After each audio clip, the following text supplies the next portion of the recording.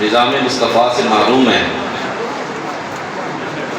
ہمارے جتنے بھی علماء اور وہ مشائخ جنہوں نے تحریک پاکستان میں حصہ لیا اور پاکستان کو وجود دیا، اور پھر اس کے بعد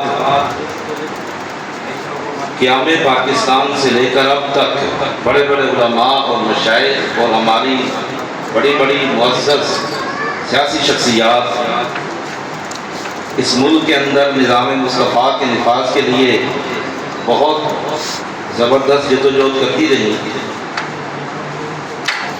پھر سلسلہ آگے بڑھا تو اللہ تبارک و تعالیٰ نے یہ عظیم ذمہ داری ہمارے قائد محترم امیر المجاہدین، قائد ملت اسلامیہ امیر المجاہدین رحمۃ اللہ تعالیٰ علیہ کے کندھوں پہ رکھ دی۔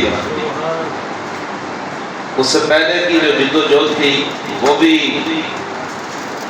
کچھ ہم نے پڑھی، کچھ سنی، کچھ دیکھی، لیکن جو بابا جی کی جدوجہد تھی اس نے تو پورے پاکستان کو، بلکہ جہاں جہاں بھی مسلمان بستے تھے سب کے جذبات کو انگیخت لگائی اور چار چاند لگا دیے۔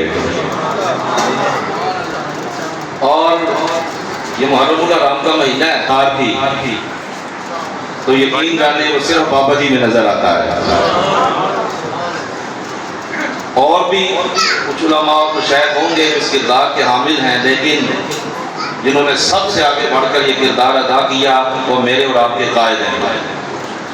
میں یہ آپ کو بات واضح طور پر بتا دوں، ہمارے قائد محترم امیر المجاہدین رحمۃ اللہ تعالیٰ علیہ اگر آپ مسلح جدوجہد شروع کرتے، اسلحہ والی جدوجہد شروع کرتے، تو یہ ایک ایسی تحریک ہوتی کہ لوگ اپنی جانیں دیتے ہو سکتا ہے لاکھوں کی تعداد تک پہنچ جاتے، مگر امیر المجاہدین جس سمت ان کو لگا جاتے تو یہ کبھی بھی ایک انچ بھی پیچھے نہ ہٹتے۔ ہمارے قائد کی جدوجہد کے اندر، ان کے اخلاص کے اندر اتنا دبدبہ تھا، اتنا روب تھا اور اتنی طاقت اور اتنی قوت تھی، مگر انہوں نے پاکستان کو، پاکستان کے اداروں کو امتحان میں نہیں ڈالا۔ یہاں جو سلسلہ چل رہا تھا اس کے مطابق ان کو چھوٹ دی۔ آپ کو پتہ ہے نا امیر صاحب نے کیا فرمایا تھا ایک موقع پر؟ آپ نے فرمایا یہ جو کشمیر ہے یہ کیوں نہیں بھائی فتح ہوگا؟ ہم جب آئیں گے اعلان کریں گے کہ چلو بھائی کشمیر کو فتح کرنا ہے، کتنے بندے شہید ہو جائیں گے؟ 1 لاکھ شہید ہو جائیں گے، 2 لاکھ، 4 لاکھ، کتنے شہید ہو جائیں گے؟ ہم جتنے مرضی شہید ہو جائیں، ہم کشمیر کی بیٹیوں کی عزت کی حفاظت کر کے آئیں گے۔ اس قائد کا یہ نظریہ بتاؤ، اس کی راہ میں کون روڑے اٹکا سکتا ہے؟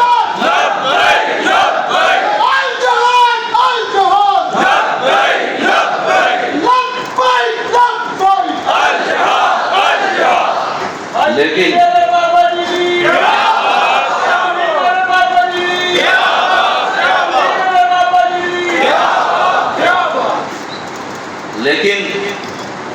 ہمارے امیر محترم نے یہ چاہا، ہمارے قائد محترم نے یہ چاہا کہ پاکستان کو چونکہ چاروں طرف سے کھایا جا رہا ہے، لوٹا جا رہا ہے، کمزور کیا جا رہا ہے، اس کی جڑیں کھا کھا کے کھوکھلی کر دی گئی ہیں، ہر اینٹ کے نیچے سے غدار نکلتا ہے اور برآمد ہوتا ہے۔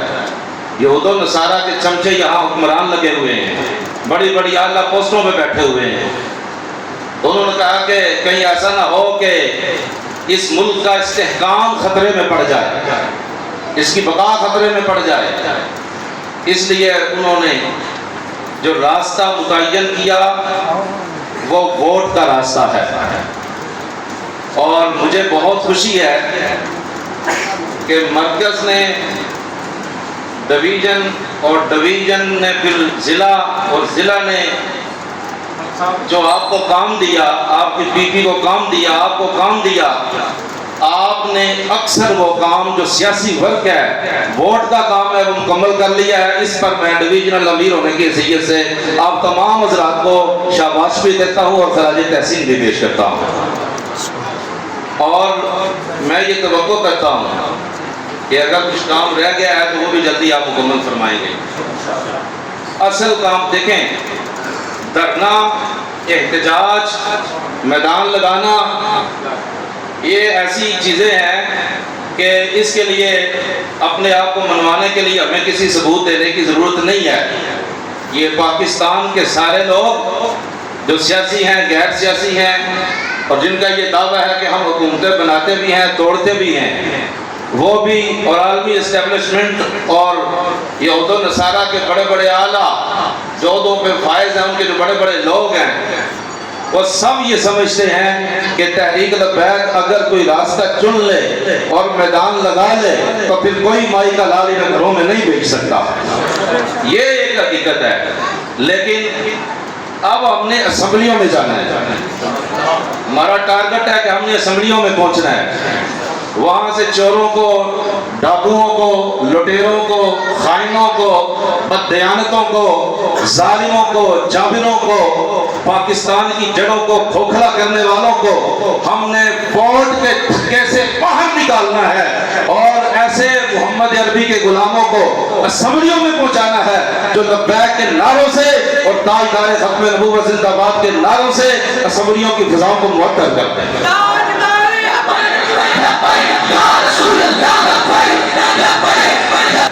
ایک بہت مضبوط جماعت ہے، پارٹی ہے، اور ایک ایسی قوت ہے، ایک ایسی طاقت ہے کہ دنیا کی کوئی طاقت جتنا مرضی اس کا راستہ روک لے، بالآخر یہ ساری طاقتوں کو اور ان کے چیلوں کو کچلتے ہوئے انشاءاللہ پارلیمنٹ کے اوپر اسلام کا جھنڈا لہرا کے چھوڑیں گے۔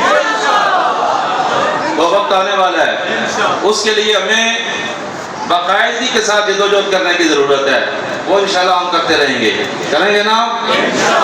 بابا جی فرماتے تھے، اور تم ووٹ کی بات کرتے ہو، یار ووٹوں کی کیا حیثیت ہے، ہم نے تو گردنیں حضور کے لیے رکھی ہوئی ہیں۔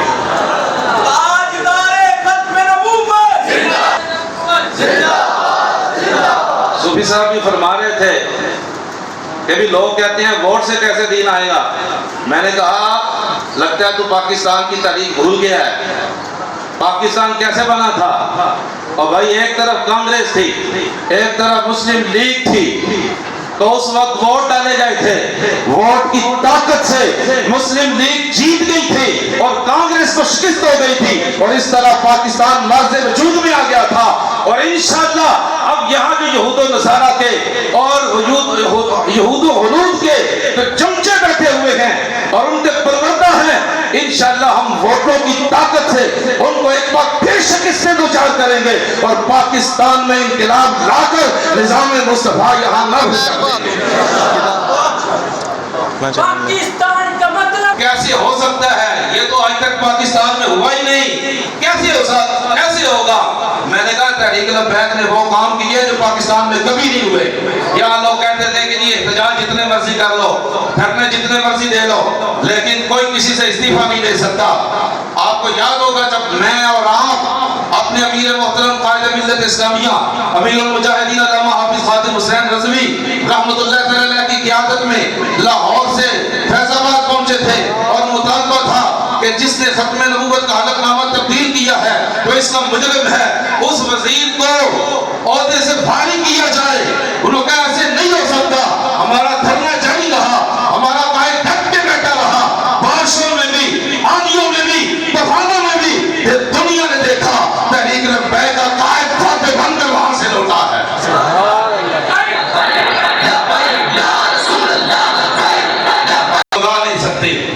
اور ہمیں کمزور نہیں کر سکتی۔ اس حوالے سے میں عرض کرنا چاہوں گا کہ سیاستہ کی حدیث ہے، حضرت ابو رافع رضی اللہ تعالیٰ عنہ آپ فرماتے ہیں کہ ایک بکری مجھے ہدیہ دی گئی، بکری کا گوشت،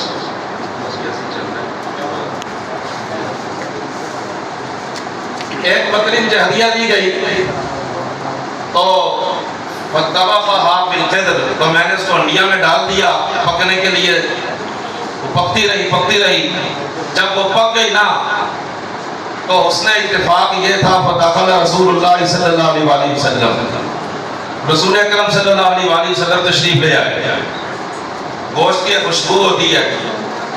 تو آپ نے فرمایا کہ ما ھذا یا ابا رافع، اے ابو رافع یہ کیا ہے؟ تو آپ عرض کرتے ہیں کہ یا رسول اللہ مجھے بکری ہدیہ میں دی گئی تھی اور میں نے اس ہنڈیا میں ڈال دی تو یہ اب پک گئی ہے. آپ نے فرمایا وہ جو ہے آپ کی وہ جو رکھیے گا.